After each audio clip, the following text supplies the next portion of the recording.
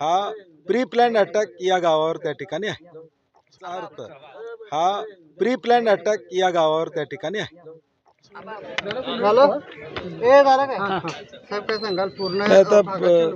इथं बघितलं शाहू महाराज जे आम्ही सगळ्यांना भेटी दिलेल्या आहेत, प्रचंड नुकसान लोकांचं झालेलं आहे. प्री प्लॅन्ड अटॅक होता का अशी शंका होते आणि म्हणून प्रशासन कुठं कमी पडलं, यांना नुकसान भरपाई कशा पद्धतीने मिळू शकेल, परंतु त्याच्यापेक्षा कुणी यामध्ये दिरंगाई केली त्याच्यावर कारवाई केली पाहिजे.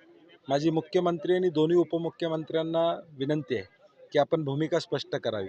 रविवारी हे झाले, त्याच्यावर अजून तिघांचंही वक्तव्य आलेलं नाही.